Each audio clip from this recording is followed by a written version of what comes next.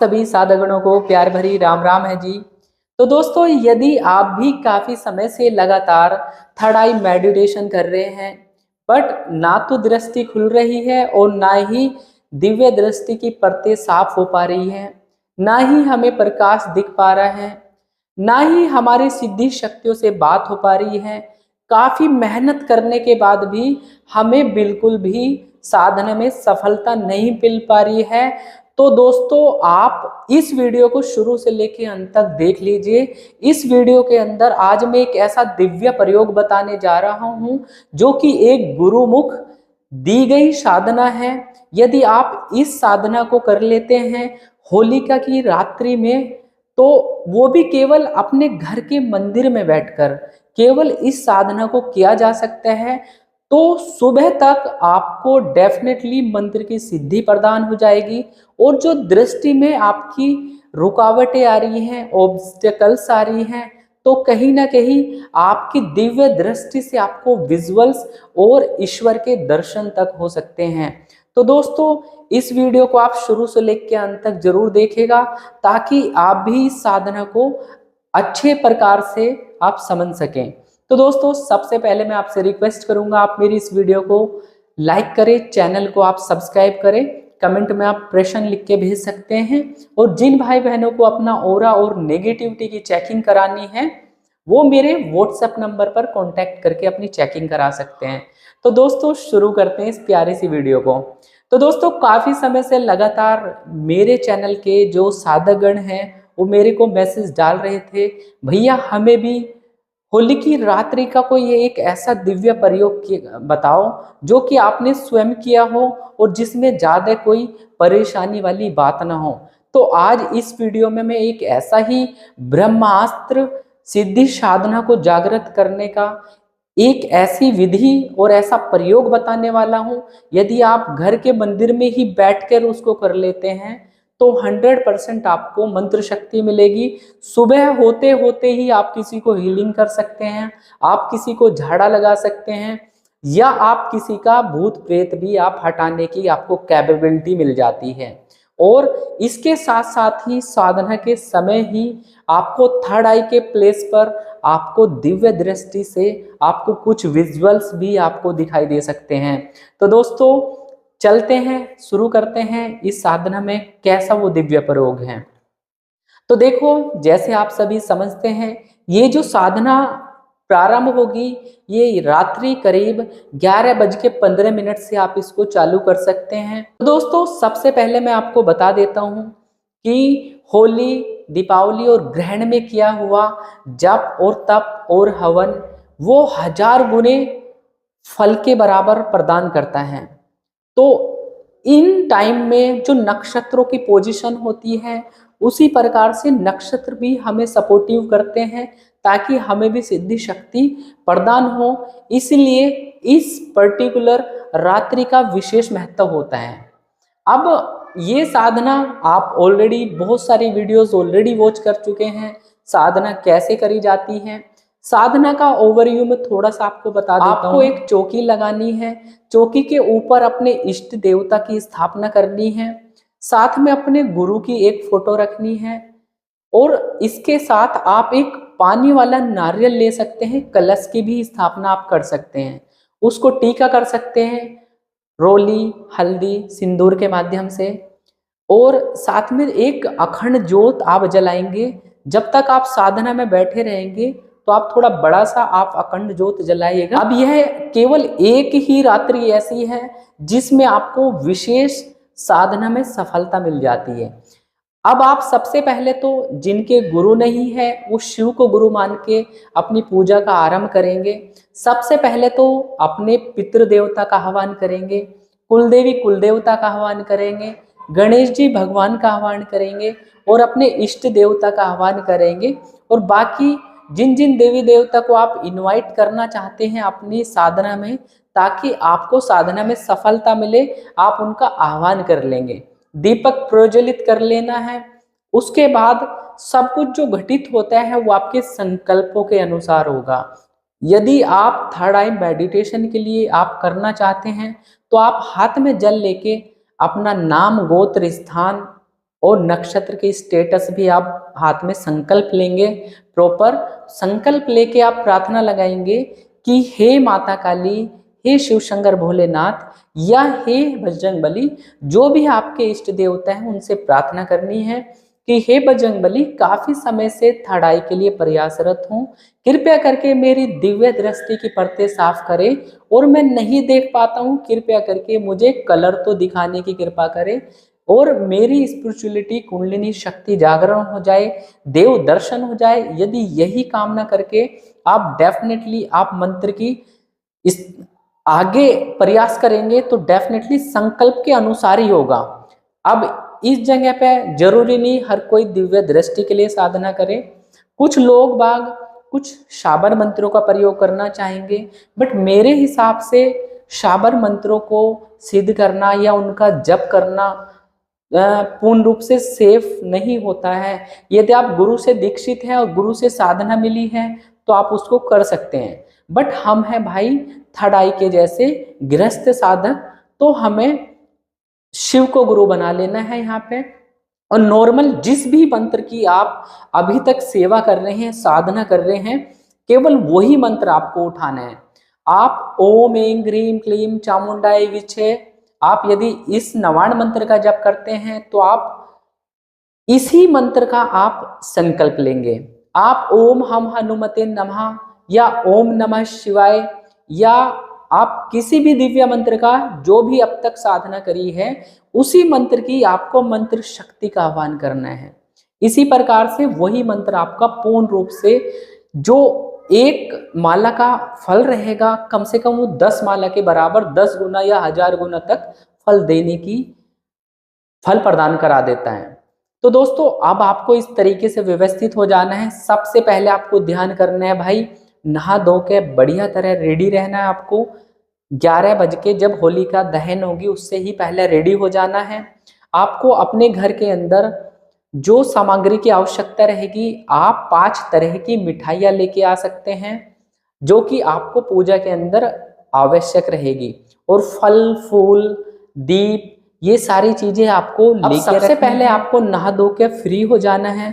शौच या पेशाब टॉयलेट से आप निवृत्त हो जाना है, क्योंकि यदि आप बीच में मंत्र साधना के उठते हैं तो डेफिनेटली वहाँ पे आपकी जो जाप एनर्जी है वो टॉयलेट के माध्यम से रिलीज हो जाती है, तो उतना फल नहीं मिल पाता है। तो अब आप रेडी हो चुके हैं, आपने अपनी चौकी सजा ली है, आपने गुरु पूजन करना है।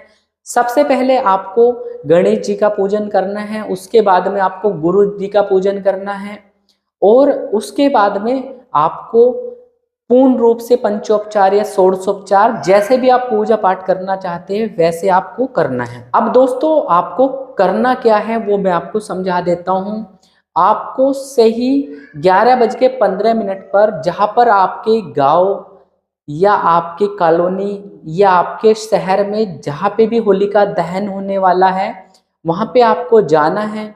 वहाँ पे आपको जब जलने लग जाए तो उसके साथ ही आपको होलिका से एक जैसे उपला होता है उसका अंगारा बन जाता है जलने के बाद, तो आप उस उपले को किसी पात्र में लेके अपने घर आ जाना है और आपको अपने मंदिर में पूर्ण रूप से बैठ जाना है।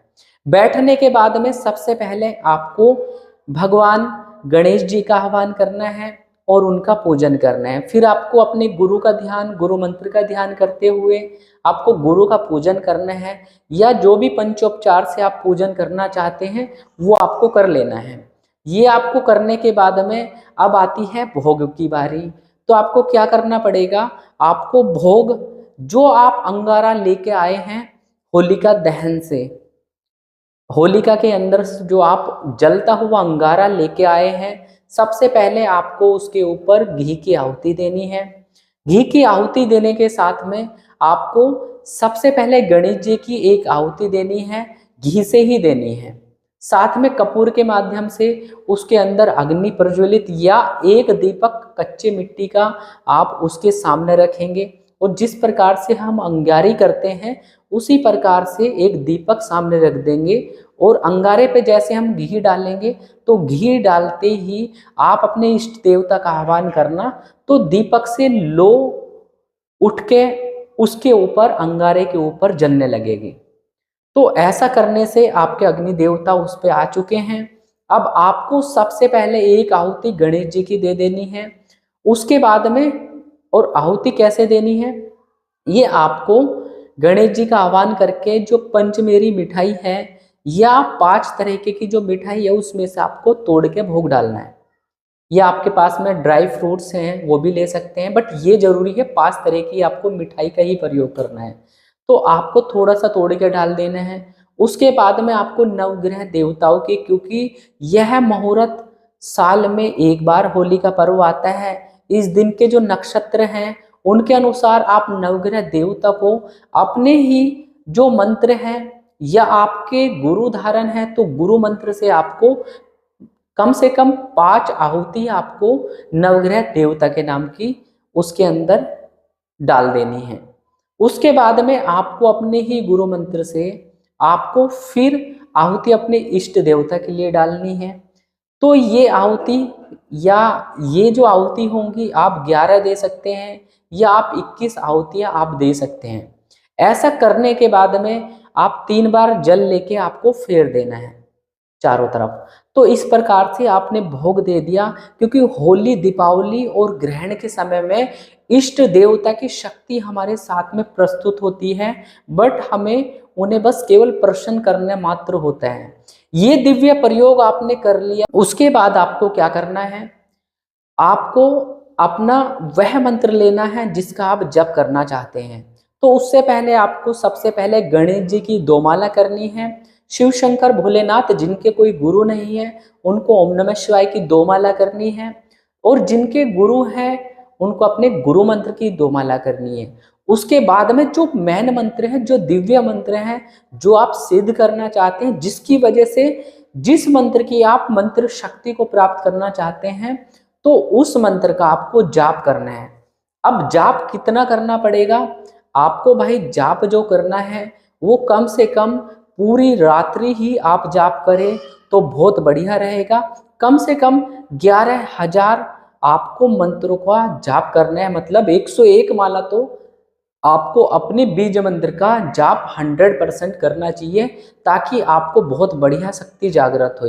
सुबह 5 या 6 बजे तक आप लगातार बैठे हुए जाप करें और पूर्ण रूप से अपनी साधना को बिना किसी परेशानी के आप करते रहें। जैसे ही आप साधना करेंगे तो बहुत अच्छा आपको फील होगा, पूर्ण रूप से वाइब्रेशंस आएंगी और रोम आपके खड़े हो जाएंगे। जैसे ही आप 30 से 40% पे पहुंचेंगे, बहुत ज़्यादा मन आपका लगने लगेगा, कुछ आपको विजुअल्स भी आने लगेंगे, बट आपको जागृत अवस्था में ही रहना है। इस दौरान आपके ऊपर, अब इसके जैसे ही आप आगे बढ़ेंगे धीरे धीरे आप 70 से 80% के, जब आपकी साधना चलती चलती आपकी 70 से 80% तक चली जाएंगी, तो तब आपको उबासी आ सकती है, मन उच्चाट हो सकता है, और जो आपके पास में जो दिव्य शक्तियां हैं, जो आपके इष्ट देवता की आपके पास में शक्ति खड़ी हुई है, वो आपकी परीक्षा लेनी चालू कर देता है। तो दोस्तों, यदि आपके मन में भी ऐसा भाव आए कि भाई क्या मंत्र जाप, सोते हैं, चलो काफी मेहनत हो गई, जो होना होगा तो इसी में हो जाएगा, बट आपको जो संकल्प लिया है उसको डेफिनेटली पूरा करना है। यदि आपने 1.25 लाख का लिया है या आपके जितने भी मंत्रों का, तो आपने 100 माला का लिया है, तो 60-70 माला के ऊपर आपके शरीर में बेचैनी हो सकती है, शरीर में पेन बढ़ सकता है और मन उच्चाट हो जाएगा, नींद आनी आपको चालू हो जाएगी, क्योंकि यहाँ पे आपकी भगवान परीक्षा ले रहे हैं। तो इन चीज़ों से आपको बाहर होना है, आपको सोना नहीं है, पूर्ण रूप से करना है। जैसे आप ये जो फेज रहेगा लास्ट की 20 से 30 माला, ये सबसे ज़्यादा कठिनाई वाली होती है। एक बार जब मैं अपनी साधना में बैठा था तो मैंने संकल्प ले लिया भाई कि कर लूँगा 5 घंटे के अंदर, बट जब मैं करने लगा तो मेरी इस बीच बीच में बहुत बार कई फेसेस में परीक्षा हुई, और मुझे भी लगा कि भाई मैंने गलती कर ली। जो काम 4 घंटे में होने वाला था उसको करते करते मुझे 8 घंटे में सफलता मिली थी। मतलब 8 घंटे मेरे को, उतने से जाप को 8 घंटे में कंप्लीट करना पड़ा था। तो पूरी रात आपको जागृत रह के आपको जाप करना है। एक ही दिन है भाई जो आप मेहनत कर लेते हैं, तो आपको भी डेफिनेटली इष्ट देवता ऊपर से देख रहा है, वॉचिंग कर रहा है, तो डेफिनेटली आपको भी फल जरूर प्रदान होगा। तो यह वो दिव्य प्रयोग है जो आपने हवन करा है रात के समय में, और जो उसकी राख है। और उन साधकों को बता देता हूं जो कि भक्ति में पूर्ण रूप से लगे हुए हैं और लगातार हवन करते हैं, प्रत्येक दिन हवन करते हैं, वो जो अंगारा लाए हैं होलिका दहन से, उसको यदि वो जागृत रखते हैं और उसी के ऊपर लगातार हवन करते चले जाते हैं, मतलब उसको बुझने नहीं देते हैं, और हमेशा के लिए एक धूना टाइप से का आप कहीं उसको जला के रखो, और जब भी आप हवन करना चाहो तो आप हवन की कुंड में उसको रख के उसी अग्नि पे आप हवन कर लेते हैं, तो इतनी प्रभाव, इतनी प्रचंड शक्ति आपको प्रदान होती है कि तुरंत अगले दिन से ही आप किसी को झाड़ा कर सकते हैं, हीलिंग कर सकते हैं, और किसी के भी बारे में देख के आप बता भी सकते हैं। तो ऐसी ऐसी शक्ति आपको प्रदान होती है। और मेरी आप लोगों को बहुत ज़्यादा शुभकामनाएं हैं, आप सभी की साधनाएं सफल हो, जो भी अच्छे विचार से साधना करना चाहता है। तो आप अच्छे के लिए ही साधना करो, किसी भी गलत विचारों में आके या गलत यक्षिणी साधना, चुड़ैल साधना, परि साधना, इन चक्करों में ना पड़े। केवल सात्विक रूप से ही आप अपनी पूजा पाठ को बिल्कुल करें। तो आप यदि यह दिव्य प्रयोग आप कर लेते हैं तो मैं गारंटी दे सकता हूं, अगले दिन जिसने मेरी इस विधि के द्वारा साधना करी है वो जरूर अपना साधना का अनुभव जरूर शेयर करें मुझे कमेंट के माध्यम से। और आपकी भी क्या इसी प्रकार से परीक्षा हुई है जो मैंने आज की इस वीडियो में बताई है, वो भी आप बताएं, अपने अनुभव जरूर शेयर करिएगा। तो दोस्तों, इस प्रकार से आपकी साधना सफल हो जाएगी यदि आप इस दिव्य प्रयोग को अपनी साधना के अंदर में ऐड कर लेते हैं। तो दोस्तों, इस प्रकार से यदि आप भी साधना कर लेते हैं तो आपको भी मंत्र शक्ति प्रदान हो जाती है। यदि आप अपनी दूत शक्ति को खोलने के लिए आपने करा है तो दूत शक्ति भी बिल्कुल खुलेंगी आपकी। यदि सवारी नहीं बोल पाती है तो डेफिनेटली इस प्रयोग को करने मात्र से ही आपकी सवारी भी बोल लेगी, भाई जल लेके हाथ में संकल्प लेके आप काम कर लेना, तो डेफिनेटली आपकी शक्ति पूर्ण रूप से जागृत होगी। और आप सभी साधक गणों को होली की हार्दिक शुभकामनाएं। आप सभी अपने घर में रहें, स्वस्थ रहें, और होली के इस पावन त्योहार को आप अच्छे तरीके से सेलिब्रेट करें, यही मैं कामना करता हूं। और आप सभी को मेरी इस वीडियो को देखने के लिए राम राम है जी, राम राम है जी। हैप्पी होली।